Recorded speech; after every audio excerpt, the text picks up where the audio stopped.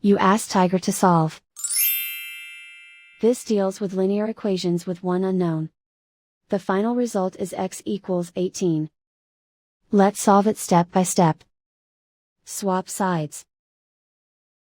Group all constants on the right side of the equation. Subtract 6 from both sides. Group like terms. Simplify the arithmetic.